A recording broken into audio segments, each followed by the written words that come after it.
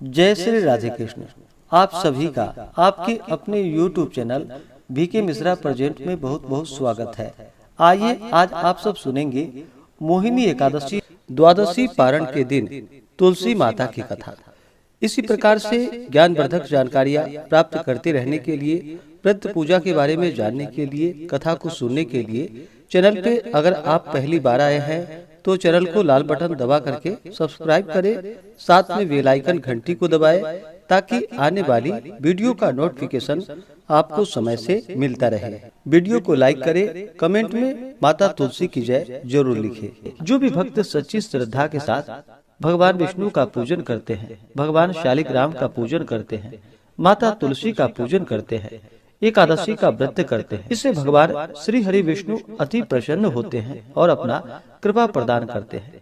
एकादशी का व्रत जो कि सभी प्रकार के पापों को नष्ट करने वाली है और व्यक्ति के जब पाप और ताप नष्ट होते हैं तो उनके पुण्यों का उदय हो पाता है और सभी प्रकार के फिर सांसारिक सुखों की प्राप्ति होती है।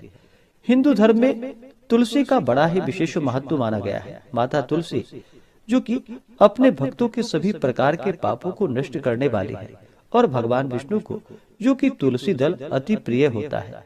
बिना तुलसी दल के भगवान विष्णु उस पूजन को स्वीकार नहीं करते हैं और जहाँ पर भी तुलसी का वृक्ष होता है वहाँ पर यम के दूत भी असमय नहीं आते जाते।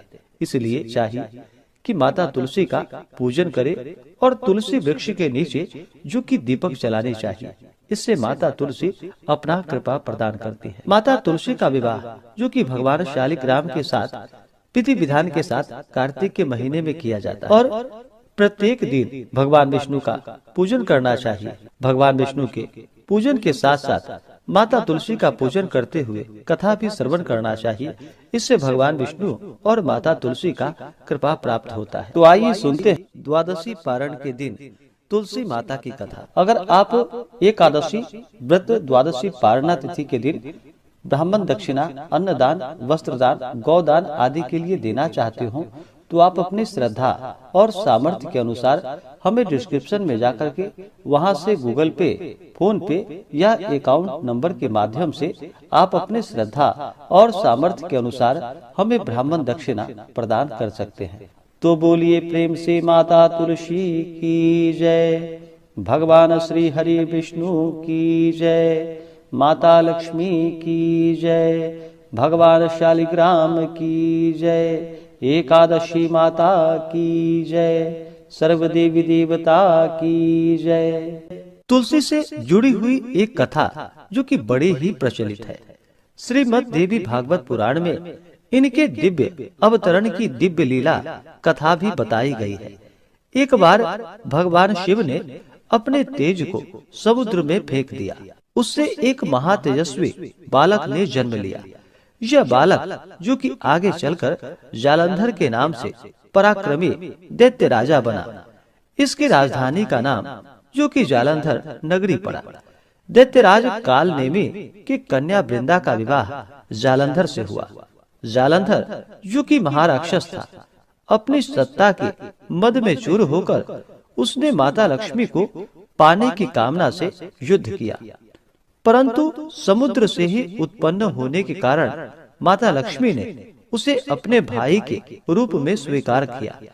वहां से फिर पराजित होकर वह माता पार्वती को पाने की लालसा से कैलाश पर्वत पर पहुंच गया। भगवान देवादिदेव शिव का ही रूप धारण कर माता पार्वती के समीप गया, परंतु माता ने अपने योग बल से उसे तुरंत ही पहचान लिया तथा वहां से अंतर ध्यान हो गई। देवी पार्वती ने क्रुद्ध होकर सारा वृतांत भगवान विष्णु को सुनाया।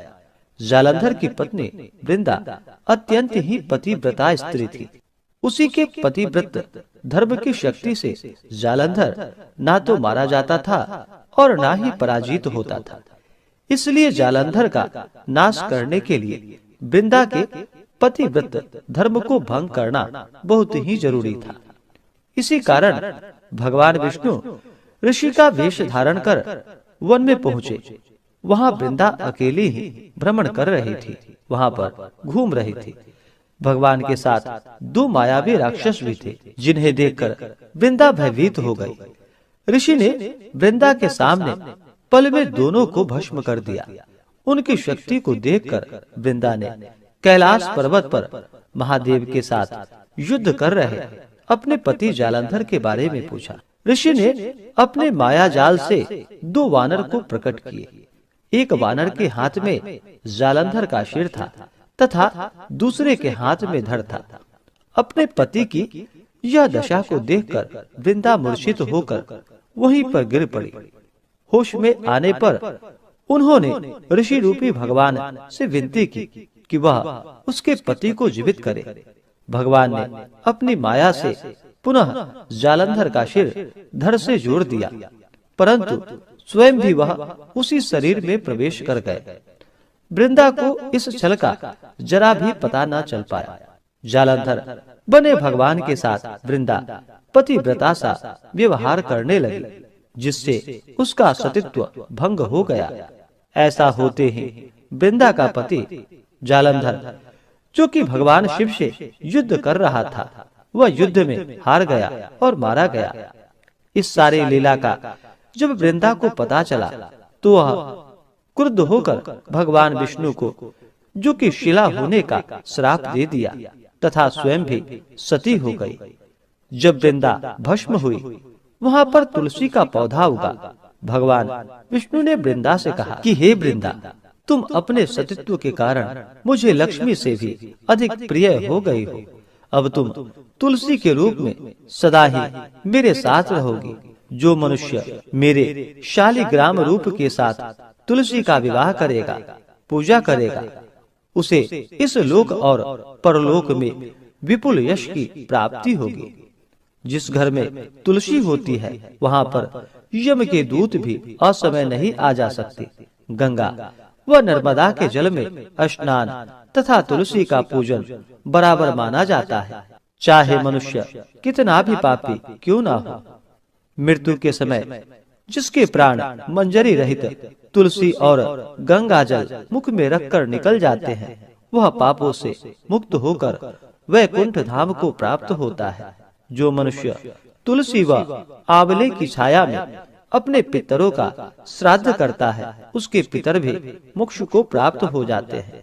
इस प्रकार से जो भी भक्त सच्ची श्रद्धा के साथ भगवान विष्णु का पूजन करते हैं, भगवान विष्णु को तुलसी दल अर्पित करते हैं, भगवान शालिग्राम का पूजन करते हैं, माता तुलसी का पूजन करते हैं, भगवान शालिग्राम के साथ माता तुलसी का विवाह संपन्न करते हैं, उन्हें विपुल यश की प्राप्ति होती है तथा सभी प्रकार के पापों का नाश होता है तथा सभी प्रकार के मनोरथ सिद्ध होते हैं। तो बोलिए प्रेम से भगवान विष्णु की जय, माता लक्ष्मी की जय, तुलसी माता की जय, भगवान शालिग्राम की जय, सर्वदेवी देवता की जय।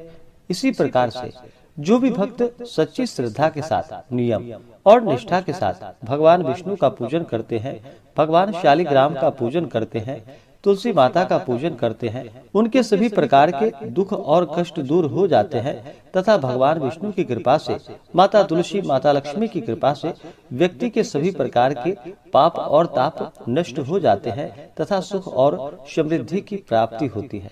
तो आशा करता हूँ कि यह जानकारी आपको अच्छा लगा हो।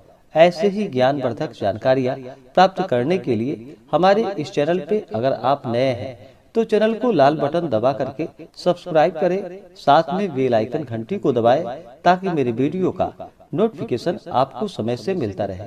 वीडियो को लाइक करें, शेयर करें, सुखी रहें और स्वस्थ रहें। जय श्री राधे कृष्ण। धन्यवाद।